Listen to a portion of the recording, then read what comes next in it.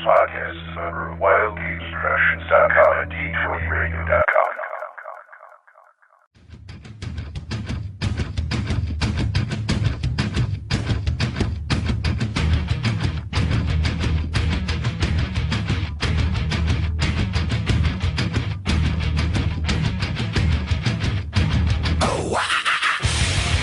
Welcome to the Roleplaying Initiative Podcast, the only Advanced Dungeons & Dragons First Edition podcast in superior edition.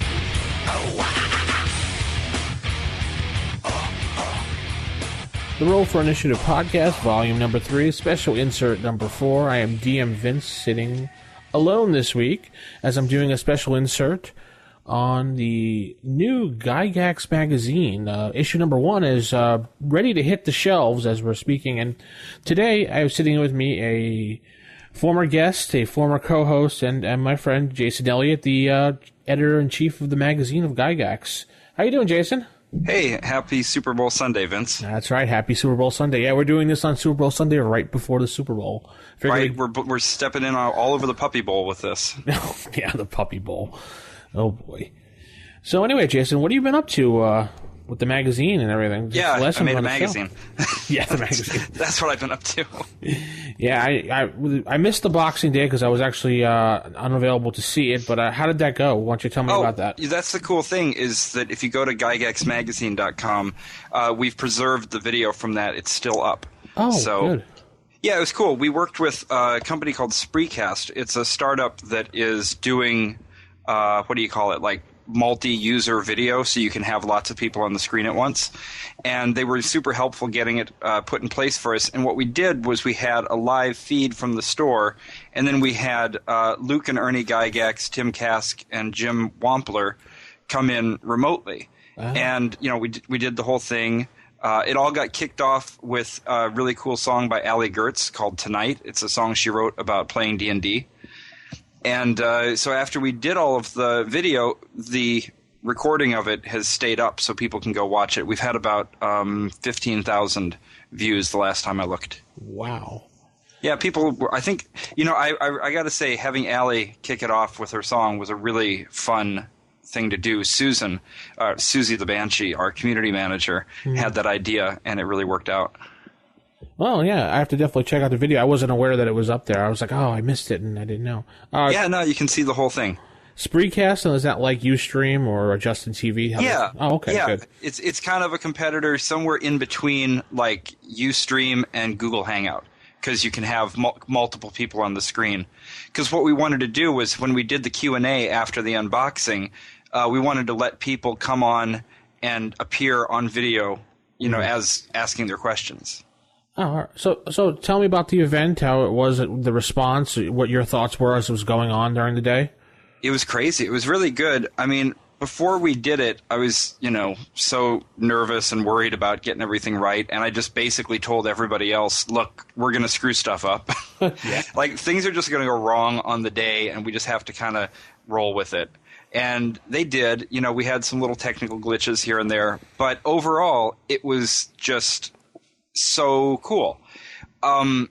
We opened the store at 1:30, so we did the unboxing at the Brooklyn Strategist, which is a new it's a game store in Carroll Gardens in Brooklyn, but it's more like a gaming space. I mean, they sell games, but what they really do is they have tons of tables set out for people to come in, you know, do open gaming tables.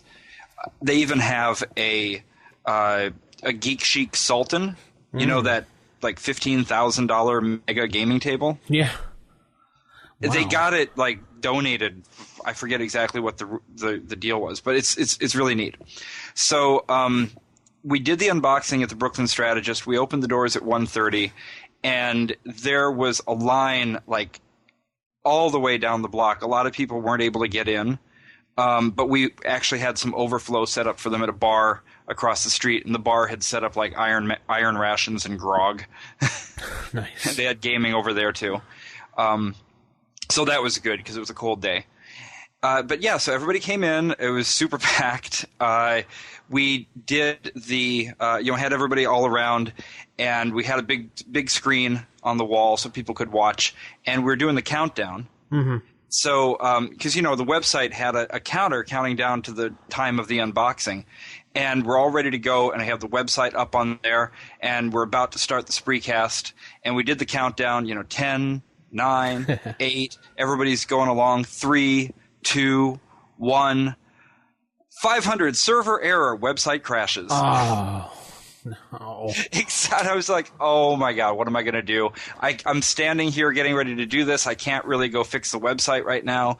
Only I'm the one that fixes it. So, oh well. So, we kind of go ahead and we do it anyways. We got the Spreecast going. Mm-hmm. Unbeknownst to me, the website came right back up. But I was certain that the website was just down the whole time. And I was like, well, what am I going to do? Mm-hmm. But, we did the unboxing. And it was really fun because the very first person to buy a magazine was a 10-year-old girl named Lucy. So that was super cute. She had the $10 bill in her hand. And yeah, so we sold a lot of magazines. We had a lot of games. We played this one thing called Cube of Death, which is kind of like a geek nerd trivia game show thing. Right. Stefan Pokorny from Dwarven Forge, the CEO, the founder of Dwarven Forge, came down and ran this massive dungeon delve that had people kind of getting killed every 15 minutes, sort of a Tower of Gygax style thing. And we did a lot of giveaways. There was I'm not going to try to list exactly everything we gave away because I'm going to screw up and forget somebody. Yeah. But, it was really good stuff. And we had stuff from Aaliyah Tools, from Merck's Miniatures. We had a bunch of Osric hardback books to give away. We had Harn maps. Like I said, there's this game called The Amazing Swordsmen and Sorcerers of Hyperborea. Oh, wow. Really nice box set. So just tons of stuff, really great giveaways from a lot of our advertisers. And it ended up going pretty well. We did Q&A afterwards. We kind of split it up so that there was some Q&A in the store and there was some Q&A online because we couldn't really hear the people online with, there was over 100 people in the store, in this tiny little store. So we just decided let the online people talk online and we talked in person. And, it was really fun. I was there till midnight and I was exhausted and it was just a great day. I can imagine you got home and probably passed out after that, after all the excitement and the adrenaline rush and everything. For like a day and a half, I passed out. Okay, so the unboxing's done. You probably next day you wake up after your day and a half of sleep, and I'm sure the next thought in your mind was, well, I hope everybody liked it and they're going to buy it. So I assume the orders are being taken online. Did you get a great response? Obviously you don't want to share numbers, but what was the overall response that you've gotten from the online community so far? Yep. We turned the store on, as soon as we opened the box. Actually, Jim Wampler was sitting with his finger on the button to do that. And he, remembered to. Yeah, good idea. Actually, the very first thing after the store went on, after a few days or after a few hours, was that international shipping was a problem. So yeah, I actually ended up – basically, we have this – you have to have an e-commerce cart and everything. And the one we use – just really wasn't set up to handle things like subscriptions internationally. So there was a little bit of trouble at the beginning because we didn't know how to charge people properly for it. But we got that fixed, so everybody can buy subscriptions internationally now, and the shipping is reasonable. It's not, the $60 or $70 it was before. Yeah. But, now I think international subscriptions, I think it's like $8 to send each magazine. So whatever that is times 4. But basically, yeah, it's been a really good reception. We've sold a lot of magazines, and they're all actually shipping out early next week, so probably about the time the podcast goes live, because our magazines actually ship from our fulfillment house down in Florida, so we have to go through all this processing where we give them lists and stuff. Right. But yeah, so people will be getting – other than the people who were at the store and bought their magazines there, everybody who bought them online will be getting them in their mail in a few days. Awesome. So we'll talk about people who haven't seen the unboxing or, pretty much under a rock. The magazine, number one, is going for $8.95 cover price. Yep. Obviously, if you order more than one issue or you subscribe, you do get a slight discount on that. You don't get a bulk for ordering more than one. Oh, really? You don't? Oh, I'm sorry about that. No. I apologize. No, we have no way to do things like that. So, But, for subscription, basically what we do for United States subscriptions is we offer free shipping. It's only a quarterly magazine. We honestly, hopefully one day we'll get really big and we'll be, like a big company with salaries for everybody and we'll be doing great. And then we have a monthly magazine and we can give those crazy, like, super discounts that some magazines do on subscriptions. Mm-hmm. But for right now, we honestly just can't afford to yet. Understood. So $8.95 and shipping for international, you said was like $6 to $8 for international. But I mean, most people are in the United States that are buying it. So in the United States, it costs like $1 to have it sent to you. Oh, that's not that bad. I think it's $1.05. And the quality of the magazine I'm holding in my hands right now is excellent. I mean, the cover and the back cover is pretty much better than half the Dragon magazines that were produced after 2000. So it's not like this is flimsy. Shaking it, it's not a flimsy magazine, and the actual paper on the inside is not crap paper. I mean, you must have went the distance on the paper, Jason, because I'm see, that's not, it looks like almost like book paper here, dude. Well, I am, this is the third magazine that I've done. The other two were music magazines, but I've got a lot of I'm picky about the way that things come out. So, for example, I actually wanted to go with this kind of paper on the inside specifically. I wanted to go with an uncoated stock because I think the readability is a lot better and it's easier to turn the pages. Your fingers can actually grasp on it as opposed to the kind of the slick, really glossy papers where they reflect too much when you're trying to read them. Yeah. So I picked one that was you could turn easily, that was nice and readable, but if you notice, the color actually looks really good on all the color pages as well. I see a lot of the ads in the front are all bright, brilliant, beautiful color. Yeah, the way that the printing works is that they lay out the sheets on these big what they call signatures. So it's actually like 16 pages on a giant sheet of paper. And when they're printing it, that's how they do it. And then, of course, they fold them and cut them up and turn them into a magazine. But as a result, when you're choosing where the color is going to go, there's specific pages that it can go on. So we did only one of our signatures in color, meaning that the first 8 pages and the last 8 pages get to be in color. Oh. So which works out nicely because, the comics are in the back and the ads are in the front. Yeah, and speaking about comics, as we went over in the past, we got What's New with Phil and Dixie, and we have What Are the Stick, and of course, the infamous Marvin the Mage. Yeah. Everybody loves these comics and are glad. Are we going to see maybe some more comics, different ones, in the next issue, or you can't reveal that information? Oh, no. I'll talk about this now. The only reason I really wasn't talking about things before is I felt like if there was too much speculation about the magazine before it came out, it would kind of lessen the experience of actually getting one in your hands. If you'd already heard everything that was going to be in it and seen all the artwork and knew all the stuff, it's not as exciting, right?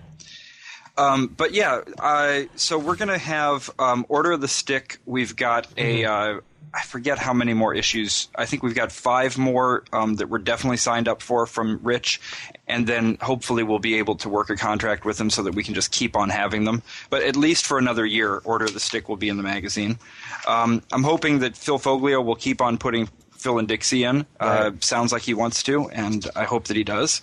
And Marvin the Mage, of course, is Jim Wampler's our art director, so I've got him chained to a radiator making these. That's Can't right. Quit. Yeah. Yeah, I'd like to see what he's going to come out with, too. Well, Marvin the Mage also is online, obviously a different storyline. That's kind of the deal for all of these. Well, What's New with Phil and Dixie is exclusive to Gygax magazine. You can only read it here. Right. But obviously Order of the Stick is a webcomic that has its own storyline going on, and this is a alternate storyline for Gygax. And same with Marvin the Mage. It's got the online storyline, and it's got the alternate Gygax storyline. One thing I didn't know about that you actually got Wolfgang Bowers. I keep saying his name wrong. Sorry about that, Wolfgang. To submit an article for the Kobold's Cavern here. Well, actually, Wolfgang, rather than submitting an article, he's one of our editors. He is the Kobold's Cavern editor. So if you turn to the pages that actually have that, which is starting with page 50, you'll notice that some of these pages are a slightly different color. They're like a light gray. Yeah. All of those are Kobold's Cavern articles. Oh, I see what you did. You put kind of like a magazine inside of a magazine almost. Yeah, kind of like, well, you remember how like Dragon Magazine used to run Ares as a separate section? Yeah. So what this is it's stuff that, in this case, these are articles that were slated to run in Kobold Quarterly that Wolfgang had already chosen, and he picked, these articles to run in the Kobold's Cavern. And we're going to be continuing in that vein. So there will be a section in here called the Kobold's Cavern, which is Wolfgang Bowers' section. He owns this. He edits it. He decides what goes in. Oh, yeah, nice. Nice to see some Pathfinder stuff in here. Yeah, I mean, that's the thing is I really didn't have a lot of connections for people writing things like Pathfinder, and there's a couple of Dragon Age articles in here. And Wolfgang obviously does. And so I think it's really nice because he has his own editorial bent that I think serves as a really good counterweight to some of the things that we've got. So it all works together really nicely. Plus, we have some great articles by Tim Kask, Len Lakofta, Ronald Korn, or The Ecology of the Banshee.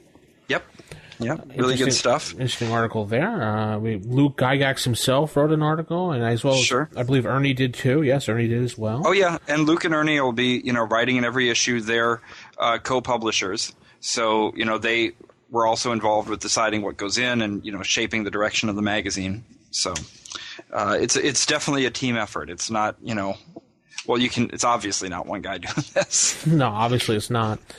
I'm kind of like the cheerleader or something, the conductor. You're the conductor. Oh, I see. Okay. You're the head cheerleader. Sure. Yeah. I'm like Sue Sylvester or something, right? That's it. And I see James Carpio. Is that how you pronounce his name? I'm not positive. Yep. I know he's the coordinator of Icons, I believe, and the Connecticut... Kineticon, thank you. I see he made his way into the magazine as well as not only a writer, but is also the... where is he? The games editor, so... Yeah, James and Jim are... actually, James, Jim, and Tim Kask, they're all partners in TSR. There's actually... so TSR is myself, Ernie Gygax, Luke Gygax, Tim Kask, Jim Wampler, and James Carpio. We're all the partners. And then Margaret Weiss is on our board of directors. And we're still kind of rounding out a few things around there as well. But yeah, so James is a partner in the company. He's the games editor for the magazine. Basically there's no way that this magazine could get made without any of these people. If one of these people wasn't involved, it would be a significantly different situation. One thing I want to call out too is that there's a mistake in the masthead here, and that's that it's missing a very prominent name. And who would that be? There's a name that should be right up at the top here, and that's Susan Silver, and that's our community manager. She goes by Susie the Banshee online, and nothing that the whole unboxing, she put that together. She's putting an event together in Los Angeles next month, doing some stuff with, oh heck, I forgot the name of the store. It's the one where they do the Nerdist. Okay, yeah. I think maybe, if I'm not wrong, I think Tabletop with Will Wheaton records there. Oh, okay. And I can't remember the name of the store, but Satine Phoenix is setting some stuff up. But anyways, the point is that Susan, runs our community, and she kind of acts as the voice for the magazine on Twitter and Facebook. And so her name should really be up at the top there, and I screwed up. So. Well, there's your first errata for the magazine. Yeah. And then also, of course, here in New York and hopefully in other places, Tavis Allison is working as the events coordinator in terms of actually setting up gaming events and things like that. One article I thought was really cool, that the first one that James did, the Cosmology of Role-Playing Games. I love just this. the cosmology, not the cosmetology. Oh, I'm sorry. That's beauty school. That's beauty school. Yeah, I read it too fast, and I'm a dope. Anyway, that would be awesome though. The cosmetology. Yeah, you learn how to paint. Yeah. Here's the lipstick. Here's the mascara. Okay. Now, the chart that you put together, and you have all the games that came out of the center of the universe for Dungeons and Dragons. He just listed so many games. It's amazing. Some of them I've never even heard of, and some of them I have. You know, this article was a ton of work. Yeah. James put a ton of work into this, but so did there were two different editors that worked on this with him, Hanai Ko and Mary Lindholm, and then Alyssa Faden, who did the actual cosmology map, the sort of almost a 2-page spread here, and Jim Wampler both worked on this as well. And then, of course, I spent a lot of time going over this with everybody. What we decided with this article is that we weren't going to try to do an absolute comprehensive list of every single game ever made, or every role-playing game ever made, because it's pretty much impossible. I mean, it says so in the article that essentially if you try to make the absolute comprehensive list of anything, almost by definition you're going to leave something out. Oh, yeah, of course. I mean, even the periodic table of the elements gets a new thing now and then, right? Yeah, obviously. But so what we did is James kind of arranged these into what he's calling alpha prime, beta prime, and gamma prime, and he has this sort of overarching view of how game design evolved since Dungeons and Dragons as different things come in. And it's not a straight chronological line, and it's not, nothing like this is ever perfectly clean. But it's really fun to just kind of look at these and see how they've grown over the years, and kind of how these different design philosophies get in there. Oh, wow, I didn't even notice Mazes and Perils made it in. Yep. Nice. Anyway. I think one of the cool things about this is I'm kind of hoping we'll get a couple of nerd rage letters, of people explaining what we got wrong. Oh, well, you're going to get that no matter what you do. Yeah, exactly. So I'm like, you know what? We're totally going to get somebody being like, this does not belong in that section, and these don't go together the way you said, and I completely disagree with your blah, blah, blah. Yeah, that should be fun. Well, let's help them out with an email address so they can contact you at Gygax Magazine, Jason. Well, anybody can write to us at Gygax Magazine, and it's spelled DJINN.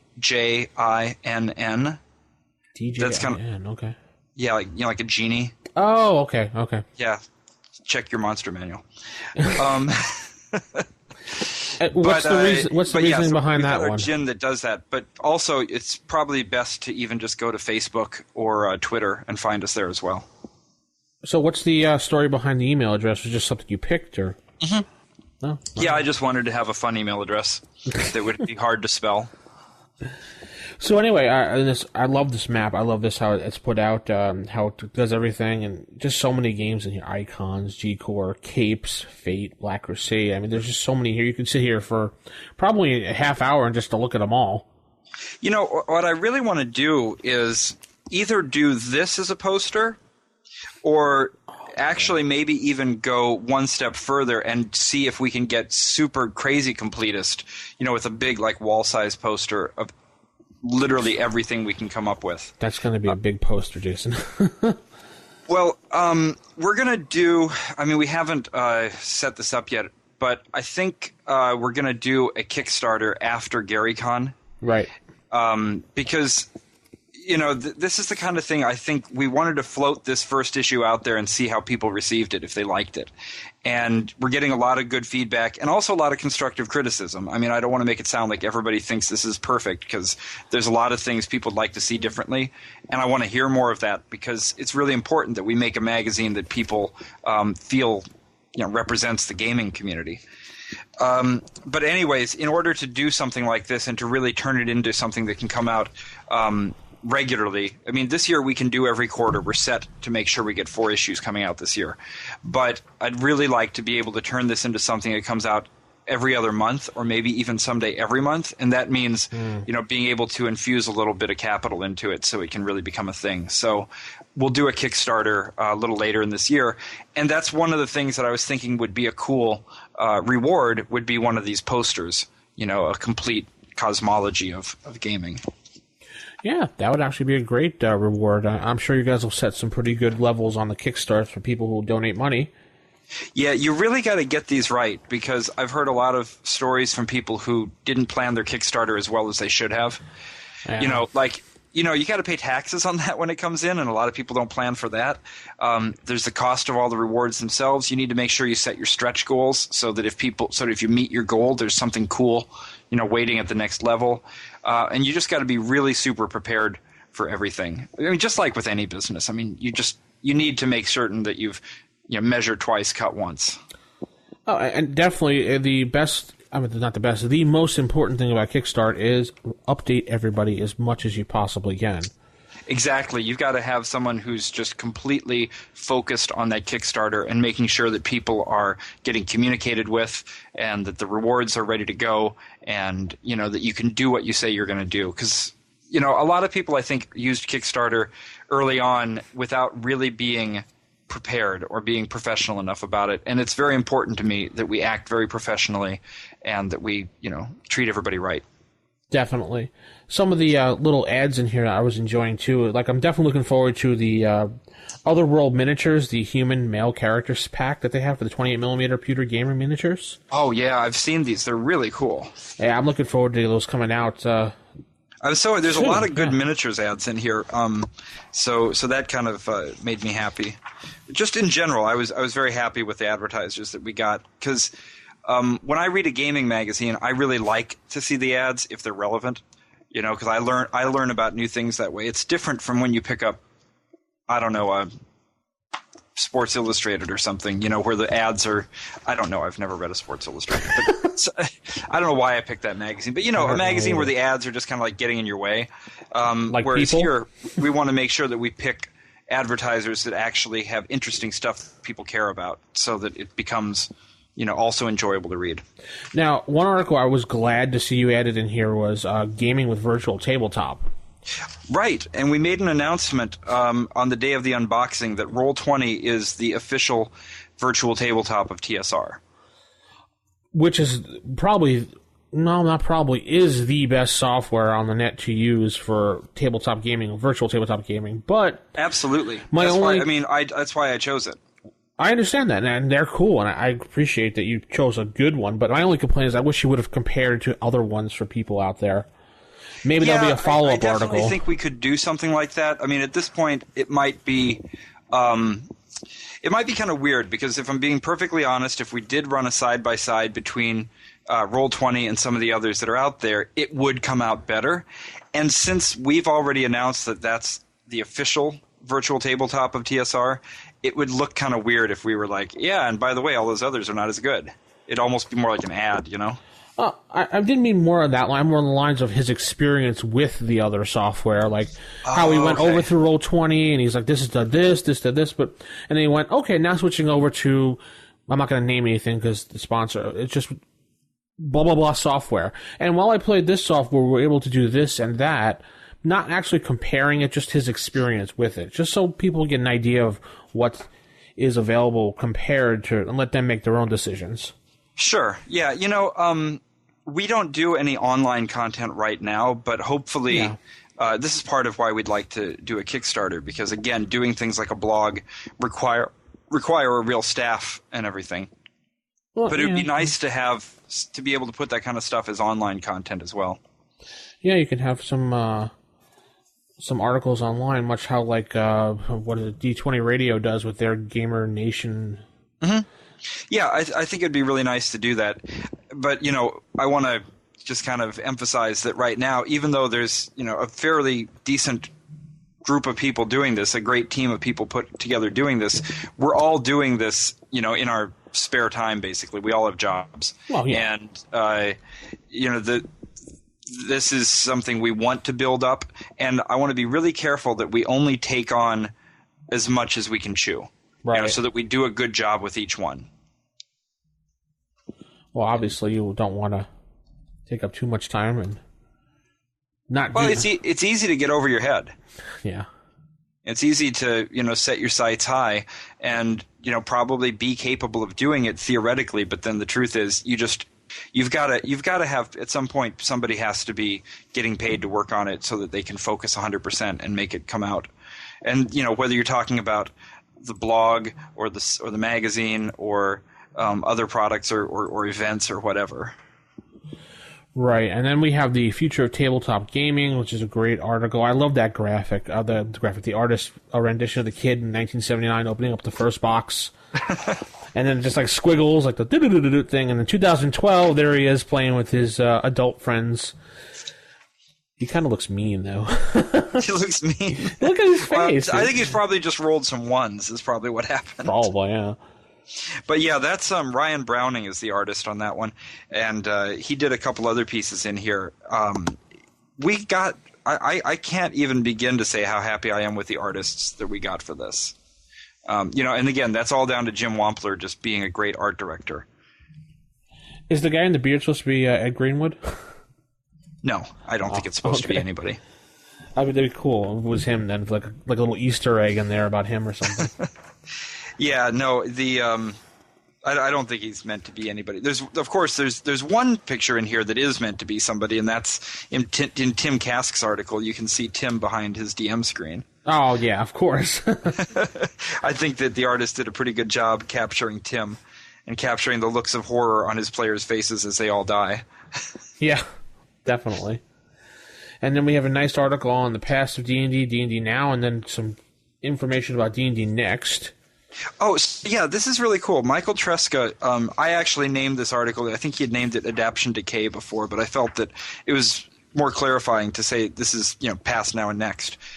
What this is, it's not really anything specific about D&D Next, so much as it is talking about the fact that, D&D Next is backwards compatible, meaning that you can go and use stuff from any of the previous editions with it. But right. In order to do it, I mean, obviously you have to do some conversion. But what Michael Tresca did is he really did a good job explaining what you have to do beyond just converting the numbers in terms of understanding some of the design philosophies between the different editions. Right. And, how you can, when you're thinking about one, don't just take the number of hit points something has and just up it or lower it, as the case may be, but actually think about how that particular monster might have been designed and how you need to use it differently now. Well, right. If you're obviously what you would do with the newer edition, if you see something you like in the newer edition, try to find something very similar to it in the original edition you're playing, and work based on that, or take the advice in the article here. Yeah, it's really good. It's really helpful. And the thing I'm actually, one of the things I'm happiest with, it's totally wrong. I'm happy with everything.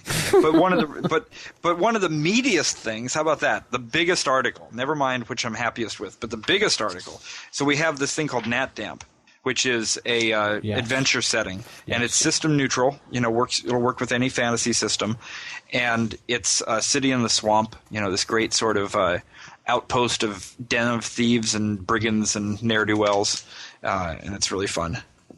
Yeah, I was just looking at that map. It looks very well done. Yeah, and hopefully we'll be able to improve every issue. Really, keep on upping the quality and hopefully the page count as well.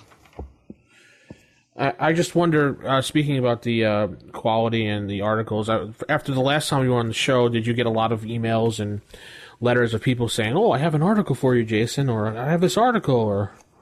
Yeah, in fact, that's one of the biggest questions we're getting right now is where's our submission guidelines? Yes. So we're writing those up right now, and in the meantime, if anybody wants to submit, the best thing to do is to just come up with a description of the article they want to do and some links to or examples of published writing they already have. But basically, we're looking for articles that can be about any game system. We're not just a role-playing game magazine. We cover it's very role-playing heavy in our first issue, but we're going to be covering board games, war games, skirmish games, strategy, that type of stuff as well. Nice. If there's enough to write an article about. Yeah, I would definitely like to see maybe an article written on, say, Dungeon Command, for example, the Wizard of the Coast mini war game, strategic war game. That would be cool. Yeah, that'd be interesting to see.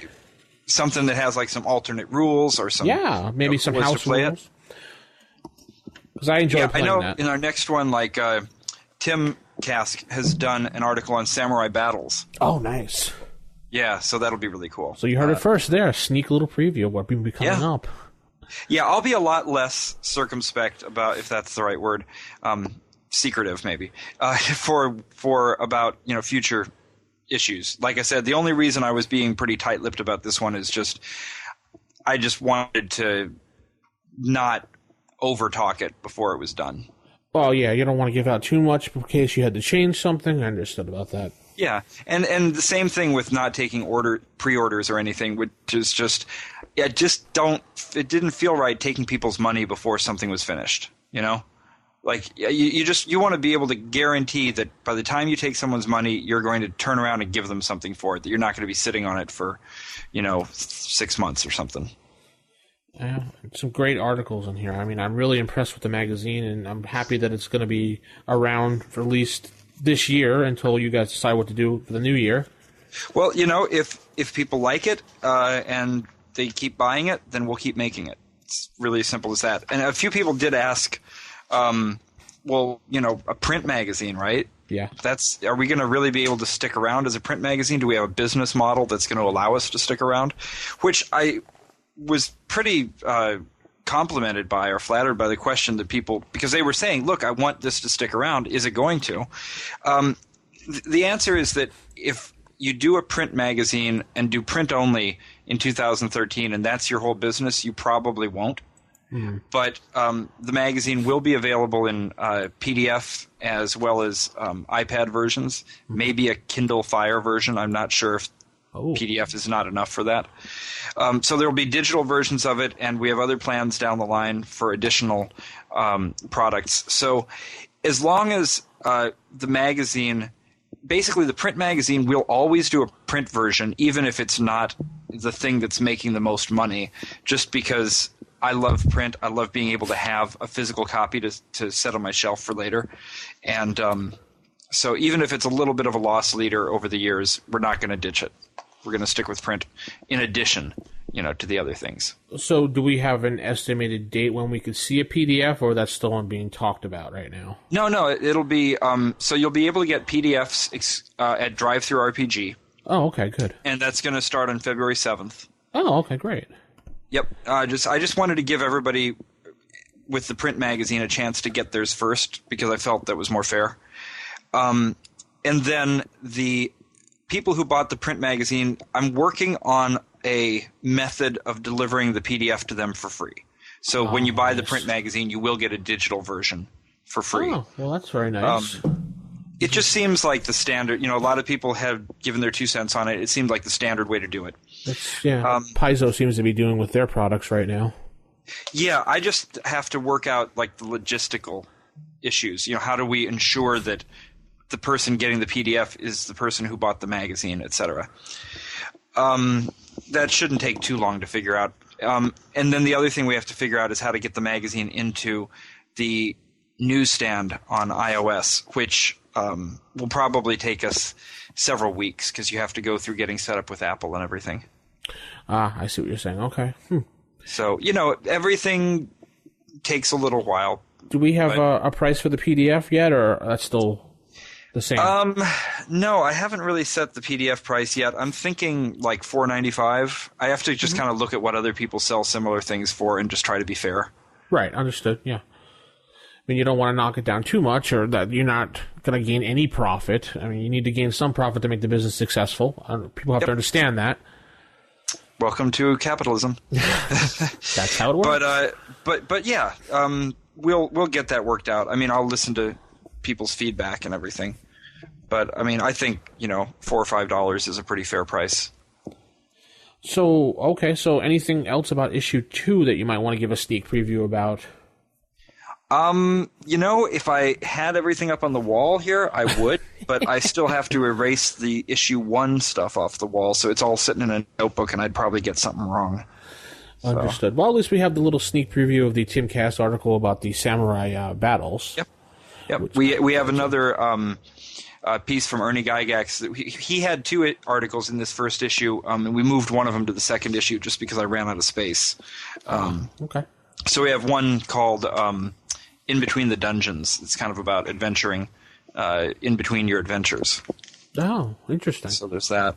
And there will be a lot of great art in it again. And we still haven't chosen our cover painting yet. We're actually getting the whole year's worth of cover painting set up, looking at some really good artists. So I don't want to say who because I don't want to get – not because I'm being secretive, just because I don't want to get it wrong and name somebody who we end up not using or leave somebody out that we are. But they're all really good. Well, that's great.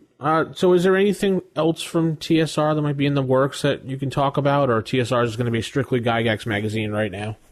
Well, nothing I can talk about right now just because keeping to the same thing as before bringing out the magazine, I didn't want to talk that up. So until we have stuff firmed up, I don't want to really talk it up. Well, good. It'll be good to see if TSR does some maybe board games or card games. It'll be interesting to see what happens. Guess we're all going to have to wait. Yeah, we'll try to surprise people. But, we've got, like I said, a lot of good people that are involved, both in the magazine and other ways, so hopefully we'll be able to, do things in the right spirit. Well, that's awesome. Have you had any time to yourself to play any games at all? Yeah, actually I have. Oh. I've been over playing with Stefan. So I mentioned Dwarven Forge. Yes. He's started a really cool campaign. He's doing this in the bar in the basement of a bar in Bushwick in Brooklyn. Nice. Bar called Tutus, and they've got this really cool basement that's like a dungeon on its own. There's like a sliding door that you have. There's like basically it looks like the wall, and you kind of slide the wall aside to get to the stairs to the basement. So it's already like a secret door. And you go down the stairs, and there's Stefan down there, and he's got smoke machines and like lasers and candles and music going on, and he's got sound effects and everything. And he set up a huge table of like all his best Dwarven Forge stuff, and he's DMing. And so we did the first night of the campaign last week. It's going on every Tuesday. And the cool thing is that the players, there's 10 players in the group, and the players are kind of split between people who have played other editions, people who he's doing first edition AD&D. It's split between people who've played other editions, people who are old school gamers, and at least half of the players at the table had never played any role-playing game ever. Wow, okay. They were all like people that had seen his flyers in a bar that said, learn to play D&D. And so it was so cool because, seeing how people who have never done this before kind of understand it and how they take to it. And they were just like having a blast, So I'm going to really enjoy this campaign. Oh, awesome. You have to send me an email once in a while and tell me how it's going. Maybe take some pictures so we can see it online. Yeah, I stuck a couple of pictures on my Facebook page that you can see. Other people can't because they're not my friends. But uh-oh. They will be now. but we'll put some. The website for Gygax magazine right now is just one page with the video of the unboxing, and then the store to buy the magazines. We're putting together the full website, and it'll have links to maybe we'll keep a Tumblr or something so we can put pictures like that up. Oh, that'd be interesting to see. All right, so GygaxMagazine.com is the website. You can go there and get their contact information, which is at Twitter, twitter.com, Gygax Magazine, and Facebook.com/Gygax Magazine as well. Pretty predictable. Yeah, pretty predictable. And you can review the viewer here, which I'm looking at the video. Seems to be looking well. I can't wait to watch the rest of it now. There's a buy now button, which will bring you directly to the store that you had set up. And that's pretty much the website, like you said. Pretty simple, one page. Yeah, that's all it is right now. I mean, we're not going to get too complicated with it. We'll put up the submission guidelines, advertising guidelines, and, like I said, maybe we'll make a Tumblr so we can put up photos and stuff. I think we should put up a con schedule as well, as in terms of like where we'll be. Yeah, that'd be different cons for the year. Yeah, that may be a good idea. Where meet the staff at whatever con, or we'll be attending this con. Yeah, that'd be a good idea. Because like different people will be at different things. Like Tim and James and I are going to be at TotalCon in a couple weeks, And then, of course, GaryCon's coming up. Right. I know Tim's going down for what's the Texas one called again? North Texas RPG Con. Yep, that's the one. He'll be there for that. Obviously, Gen Con, although I didn't get a hotel room this year. Luckily, I found an apartment, so I've got an apartment only half a mile away from the convention center. That's good. I still have the Omni booked for that if I can go. Hopefully I'll be able to go. If you give it up, tell me first, because being closer would be cool. You got it. Thanks. But it'd be better if you just showed up so we could hang out and game together. Yeah, it's been a while. Yeah. So we should put up a con calendar once we figure all that out. Hopefully you'll be getting orders from the Reaper Mini store here in Texas, because I was there this weekend and I brought the magazine in to show the owners of the store so they can get a little sneak preview of what it looks like. Cool. And they were quite happy, so hopefully they went and either purchased or already had purchased a subscription to get some magazines from you. Oh, you know what? That's a good point. I've had people ask about this as well from stores because, we're not really set up to sell directly to stores, so we have a distributor that's going to be handling that. Oh, okay. A few people have asked about it, and I think it's worth kind of mentioning because I don't want to upset anybody when they say, can I buy 20 for my store, and I say no. Because they can definitely buy 20 for the store, but there's a company called ACD that does the distribution, and we'll put that info on the site as well. But most game stores, well, every game store works with them already. Yeah. But basically the thing is, we get the magazine in these big boxes, like 80 magazines to a box, and then I don't have anything to ship smaller amounts in. I'd have to get boxes and get them packed and do all this stuff. And then worst of all, I'd have to keep track of which stores we sell to, and basically it's a full-time job. I've run a magazine distributor back in the early 90s. My friend Paul and I ran a magazine distribution together, and we ended up having to hire somebody full-time just to handle it. So We're going to just let ACD, who is much better at this than we would ever be, handle it so that we don't screw up and fail to get magazines to someone in time or something stupid like that. It's hard work. All right, so you can contact him, obviously, at DJINN, or is it just one N? 2 N's, Jin. At gygaxmagazine.com directly. Who would be responding from that email address, you or? Whoever has time. So Susan and I man the email address. We populate, we helmet. Right. I don't know what we do. But yeah, we're the ones that are most likely to be answering stuff from there. Well, good. Well, thank you for coming on the show here and just sitting with me just to chat about the magazine, Jason. Yeah, thanks for having. I'm glad you like it. Thank you. Oh, yeah, definitely. I enjoy the magazine, and we'd like to hear from you again. So, you're always welcome to come back and sit in on the show and just, tell people off like you did in the past. Awesome. Cool. We got a good response the last time you were on the show when you were kind of almost battling it out with DM Will in certain situations. Was I? Yeah, I don't think you did it on purpose, but a lot of people enjoyed it, though, the banter between you and Will. So nice. Anyway, gygaxmagazine.com for more information, and if you could find Jason personally, contact him. I'm not going to give that information out because that'd be very wrong of me. Here's his current GPS coordinates. Yes, and you could find him in New York if you can, find him in New York. He's already given away certain places, so hunt him down. No, I'm kidding. There you go. Just go to the Brooklyn Strategist. I'll probably be there. Are you still part of the Red Box Society anymore, or is that gone? Oh, yeah, so there's the Redbox gaming group that does a lot of OD&D, and that's Tavis and a group of other people that I try to play with when I can. We've actually got a lot of good gaming groups going on here. There's Nerd NYC that runs Recess, and that's actually – I want to make a shout-out to them because John and Terry, who run that, were really helpful and supportive as we were getting the launch party ready. And they also did a cool video review of the magazine that is, I think we put a link to it on our Twitter page. So that was really nice of them. But yeah, they run Recess, which happens 3 times a year, and it's like a little a one-day mini convention. So I did get some gaming in there. I played this Hollow Earth game that was really fun. I'm looking at your Twitter right now. There's tons of stuff. I don't see anything here. Maybe it's on our Facebook. I don't know. Could be. It's on the Twitter book or the Face tour or whatever. The Face thing, MySpace Face or something? I don't know, yeah, many books of Face of many books. Will we be seeing a Gygax magazine on MySpace? No, I'm kidding. Anyway. Yes, actually. No, you will. Oh, really? Absolutely. No, I already have an account set up there. I just haven't done anything with it yet. It's on the new MySpace, not the existing one. Oh, that's right. The old one. I mean, the new one that you invited us to, yes.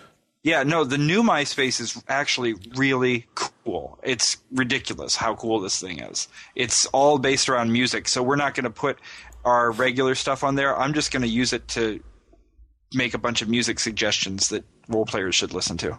That sounds awesome.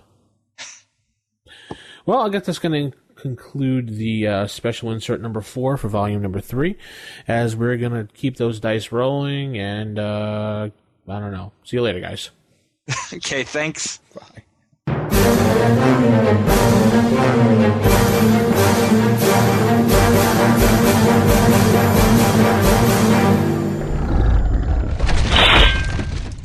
Roll for initiative.